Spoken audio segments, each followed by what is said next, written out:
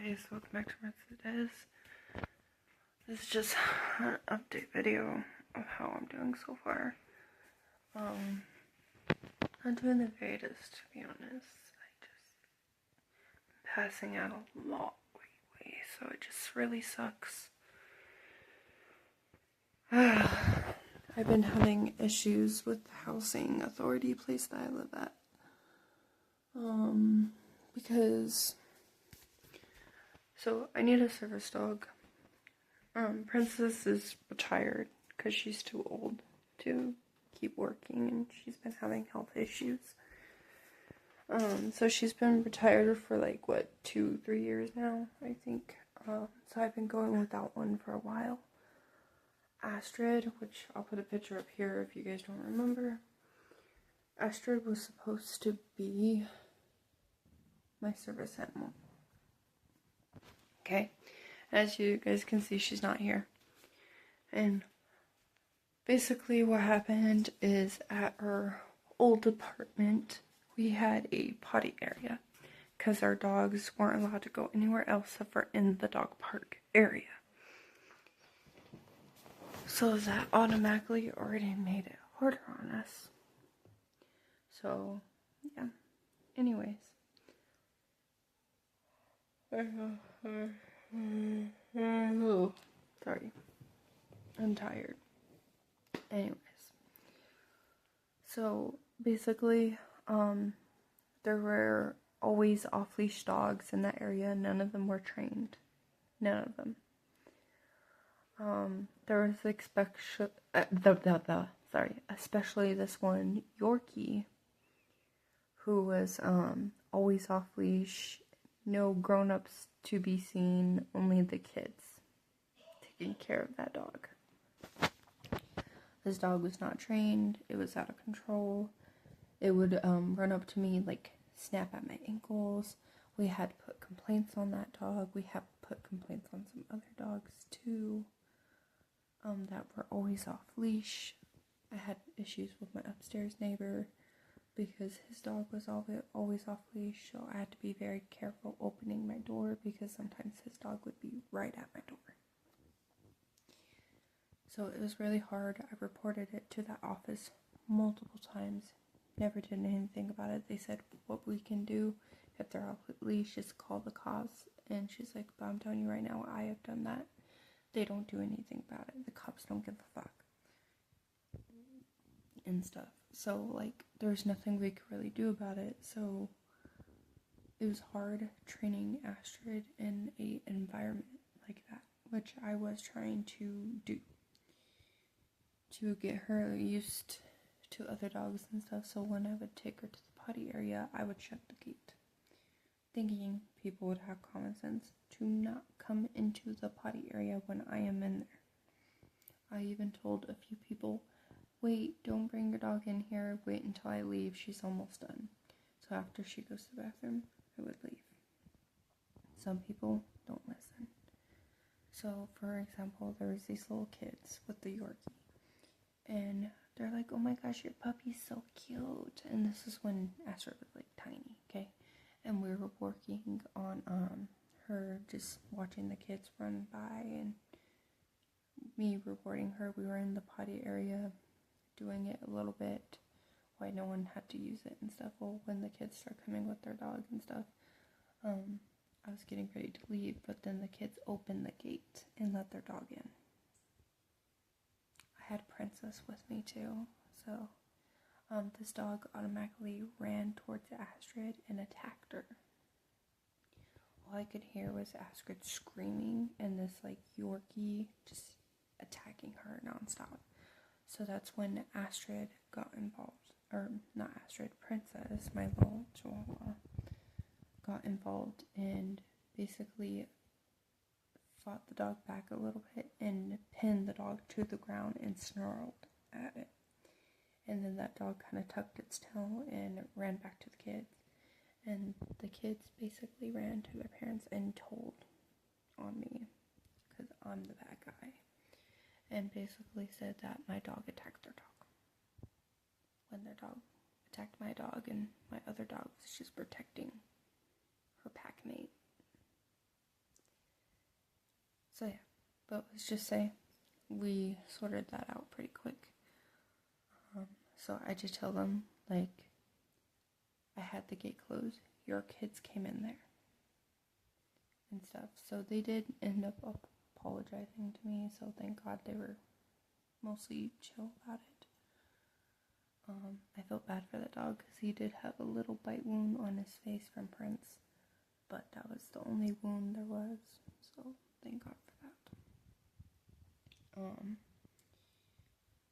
Then there was also this other time where there was this big Doberman Pinscher mix looking breed dog. Definitely a mutt, but definitely had miniature Pinscher.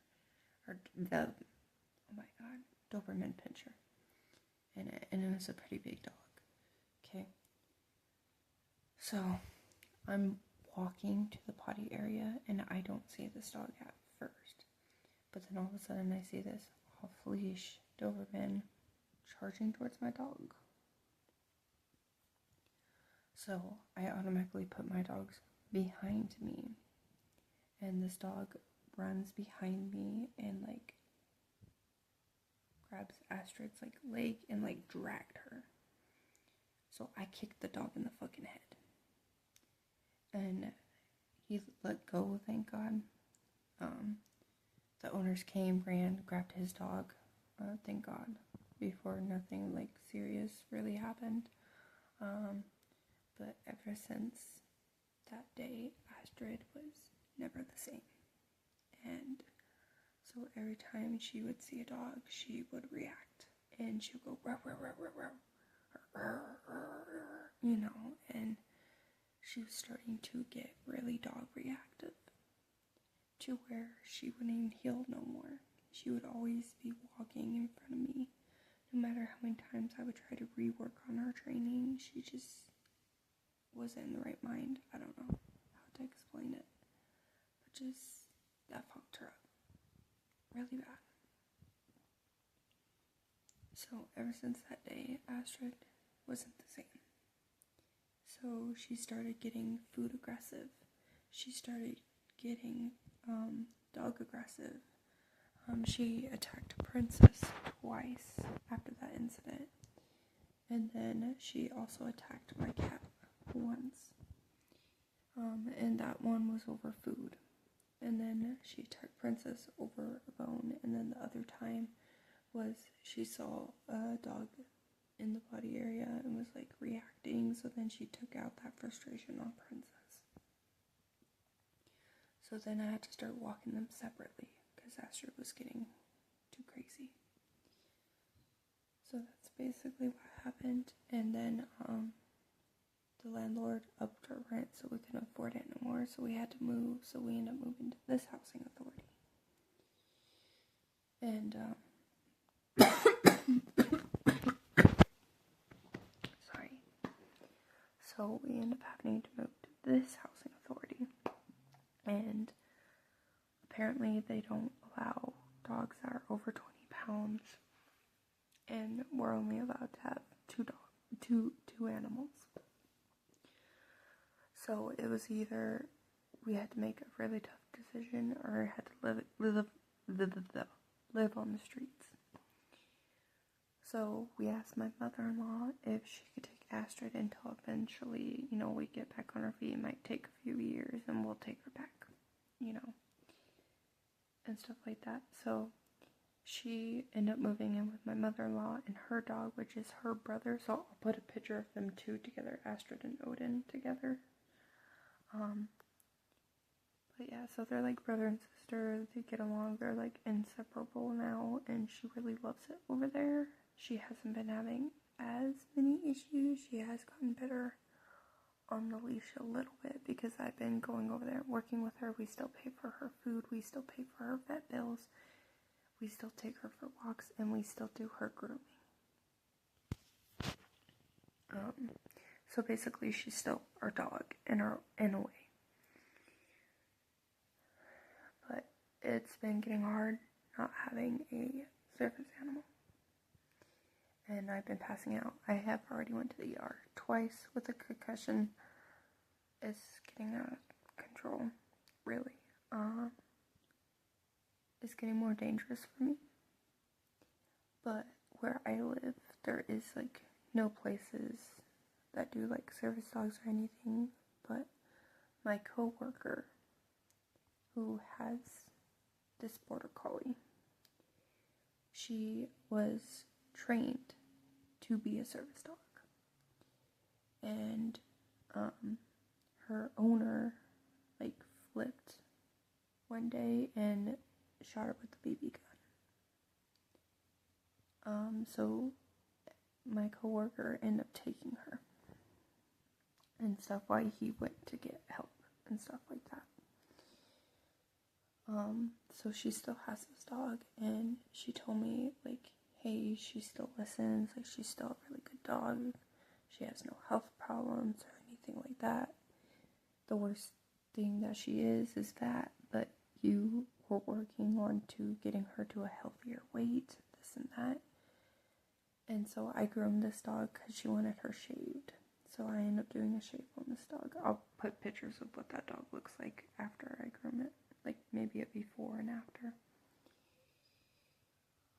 But so basically I ended up shaving this dog because she was kind of mad in her butt area and stuff. Like this person was the owner that had her didn't really take good care of her before, the one that shot her with BB. So the owner that has her now wanted her shaved because she did have like her butt was all matted and nasty, and so I ended up shaving her. She looks so much better now. She's so well trained. Like, she knows her shit. And she's not dog reactive. She's not dog aggressive or anything like that. She's really well trained. She gets along with Princess. She gets along with my cat. So she's just a really good fit for our family. And she's very, very playful. She is 4 years old. I believe she's 4.